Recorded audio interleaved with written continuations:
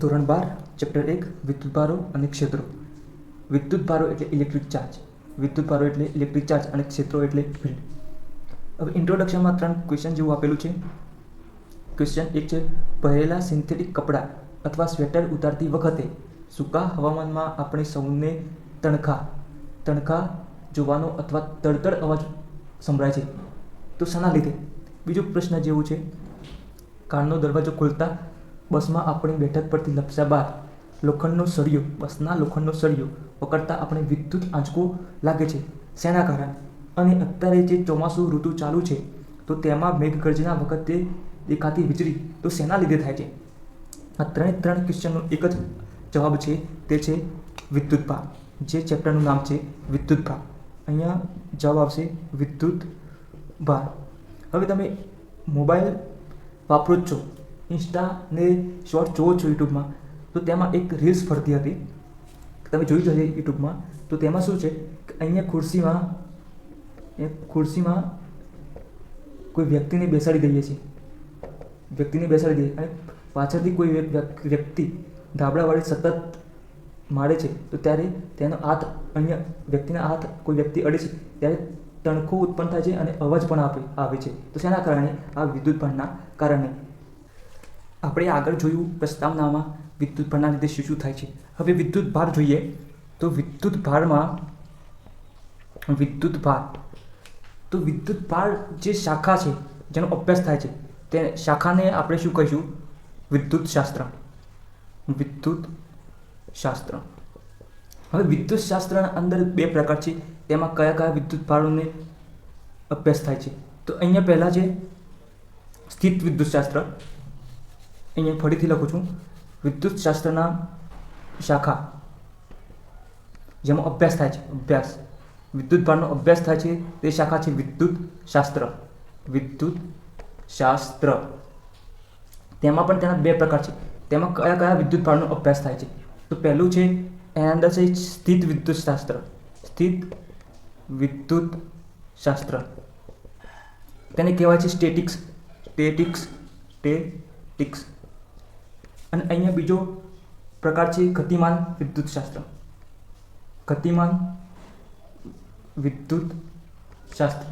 જેને કહેવાય છે ડાયનેમિક્સ. આ 2 પ્રકાર છે વિદ્યુતભારનો અભ્યાસ કરતી શાખાને કહે છે વિદ્યુતશાસ્ત્ર. તેમાં પણ 2 પેટા વિભાગ છે, સ્થિત વિદ્યુતશાસ્ત્ર અને ગતિમાન વિદ્યુતશાસ્ત્ર. આ 2 શાખા છે. સ્થિત વિદ્યુતશાસ્ત્રમાં શાનો અભ્યાસ કરવામાં આવે છે? તો સ્થિર વિદ્યુતભારનો અભ્યાસ કરવામાં આવે છે. શાનો અભ્યાસ કરવામાં આવે છે? સ્થિર વિદ્યુતભારનો અભ્યાસ કરવામાં આવે છે. અને અહીંયા ગતિમાનના અંદર ગતિમાન વિદ્યુતભારનો અભ્યાસ કરવામાં આવે છે.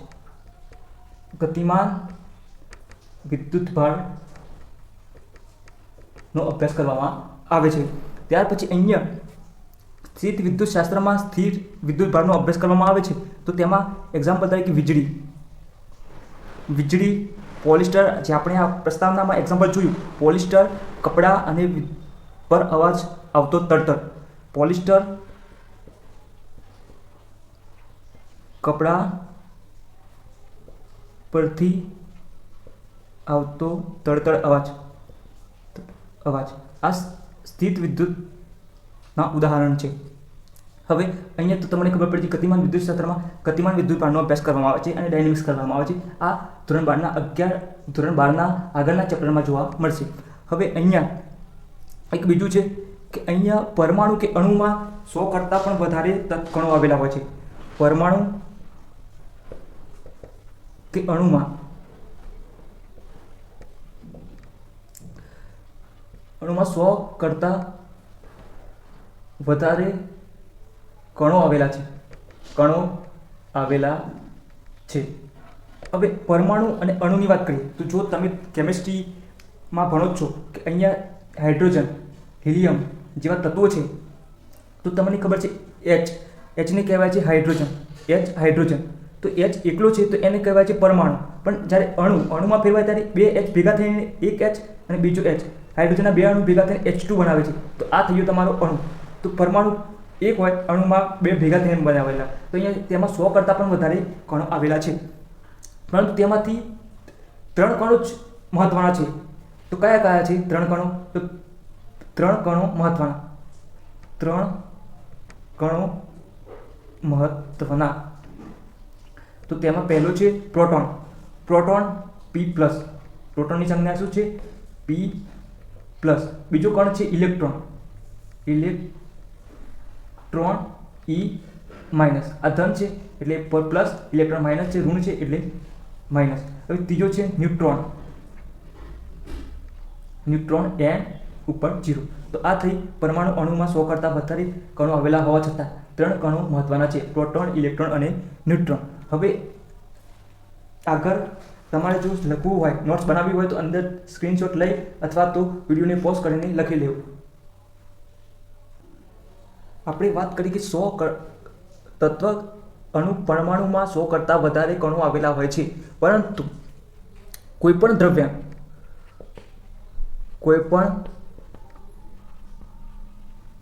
દ્રવ્યમાં મૂળભૂત 2 કણો તો હોય જ છે. 2 કણો હોય જ છે. તે 2 કણો છે પ્રોટોન અને ઇલેક્ટ્રોન. પ્રોટોન P+ અને બીજો ઇલેક્ટ્રોન E-.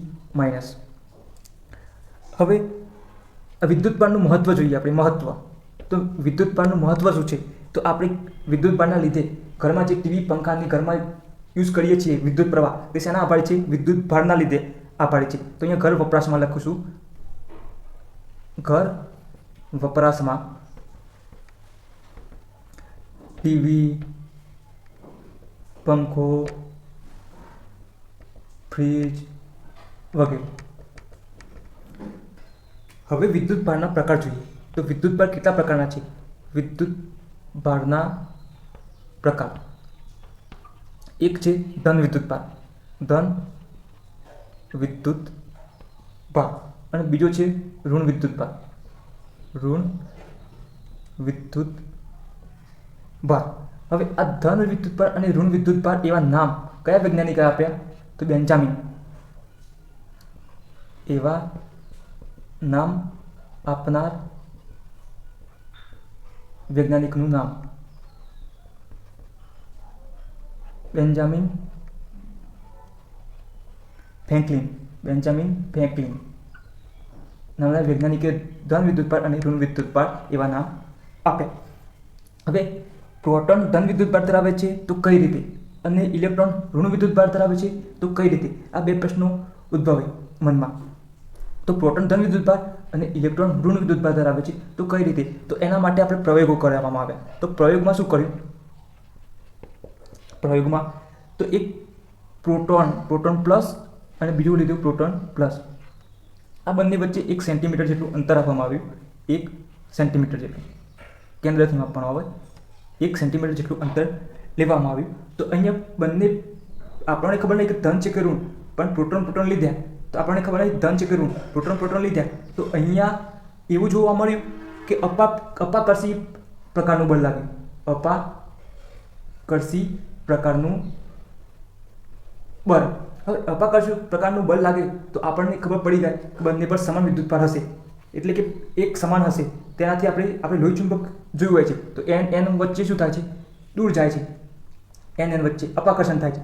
ss વચ્ચે અપાકર્ષણ થાય છે. ss વચ્ચે અને ns વચ્ચે આકર્ષણ થાય છે. તો અહીંયા P+, તો અહીંયા અપાકર્ષી પ્રકારનું બળ લાગ્યું. તેથી તે કઈ વિદ્યુતભાર ધરાવતા હશે એવું જાણવા મળ્યું. ત્યાર પછી ઇલેક્ટ્રોન લેવામાં આવે. ઇલેક્ટ્રોન સેમ એ જ પ્રકારનું પણ અહીં અપાકર્ષી પ્રકારનું બળ જોવા મળ્યું. ત્યાર પછી પ્રોટોન અને ઇલેક્ટ્રોન લેવામાં આવે. Proton P+, electron minus. તો અહીંયા આકર્ષી પ્રકારનું બળ લાગ્યું. આકર્ષી માપવું અથવા વિદ્યુતભારનું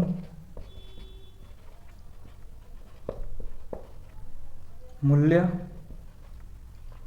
કયા સાધન વડે નક્કી કરાય છે અથવા નક્કી થાય છે?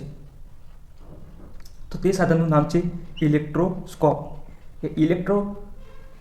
ઇલેક્ટ્રોસ્કોપ નામના સાધન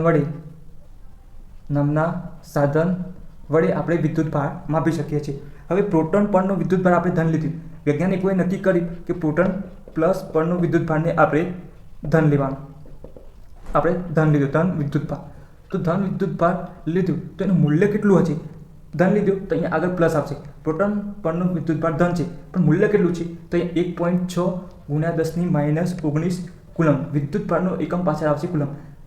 આપણે 11મા ધોરણમાં ચેપ્ટર 1ના અંદર જોયું કે 7 રાશિઓ છે તેના એકમ છે, તેમ વિદ્યુતભારનો એકમ અહીંયા કુલમ આવે છે. પછી ઇલેક્ટ્રોનને આપણે ઋણ વિદ્યુતભાર લીધો, ઋણ વિદ્યુતભાર. તો આગળ નિશાની માઇનસ આવશે. મૂલ્ય સમાન છે, પ્રયોગો પરથી માપીને મૂલ્ય લીધેલા છે. અહીંયા 1.6 મૂલ્ય આપણે આગળ પ્રયોગ જોયો તો તેમાં મૂલ્ય સમાન છે પણ એક ધન હતો એક ઋણ હતું, કારણ કે અપાકર્ષી બળ લાગતું હતું અને આકર્ષી અને અપાકર્ષી બળ લાગતા હતા. તેના પરથી આપણે નક્કી કર્યું હતું કે એક ધન છે એક ઋણ છે.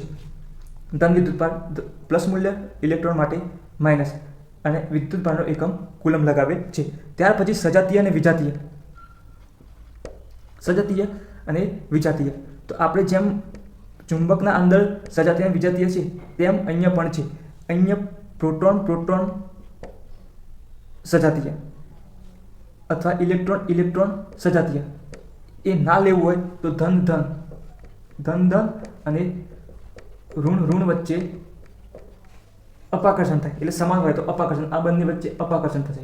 સજાતીય વચ્ચે અપાકર્ષણ થશે. વિજાતીય મતલબ કે પ્રોટોન હશે ઇલેક્ટ્રોન બે વચ્ચે, અથવા ઇલેક્ટ્રોન પ્રોટોન વચ્ચે, અથવા ધન ઋણ અથવા ઋણ ધન. તો આ બંને વચ્ચે શું થશે? આકર્ષણ થશે.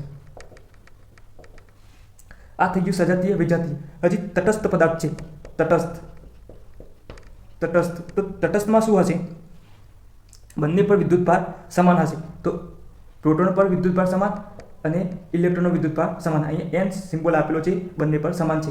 તો એક પર ધન, બંને પર સમાન છે એટલે આનું મૂલ્ય પણ 1 લઈ લઈએ, આનું મૂલ્ય પણ 1 લઈ લઈએ ધારો કે. તો 1 - 1 અહીંયા 0 થઈ જાય. તટસ્થ હોય એટલે શું હોય? 0 હોય. તો અહીંયા 1 પ્લસ ઇલેક્ટ્રોન અને ઇલેક્ટ્રોનનો આપણે અહીંયા પ્રોટોન માટે ધન લીધું, ઇલેક્ટ્રોન માટે ઋણ લીધું. તો અહીંયા પ્રોટોનનો છે તો પ્લસ, અહીંયા માઇનસ ઇલેક્ટ્રોનનો. તો આ થઈ ગયો 1 + 1 - તો આ થઈ ગયું 0. તો અહીંયા તમને તટસ્થમાં 0 જોવા મળે છે. ત્યાર પછી ધન વિદ્યુતભારિત પદાર્થ હોય, પ્રોટોન અને ઇલેક્ટ્રોન આપેલો હોય તો ધન ક્યારે હોય અને ઋણ ક્યારે હોય? તો ધન માટે આપણે અહીંયા જોઈએ તો ધન હોય તો કોઈ પણ પદાર્થમાં ધન વિદ્યુતભાર છે એવું શા પરથી કહી શકાય?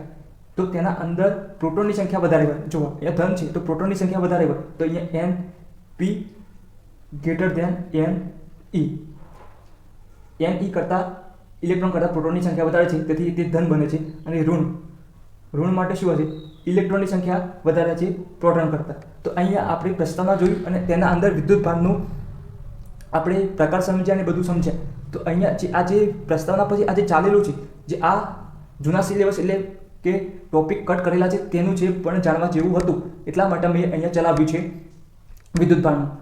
જે અહીંયા તમારે બેઝિક જાણકારી છે, વિદ્યુતભારનું મૂલ્ય છે, તેનો એકમ છે, આ બધું તમારે યાદ રાખવાનું છે. યાદ રાખીને આપણે આગળ વધીશું, જેનાથી તમારું બેઝિક ક્લિયર થશે.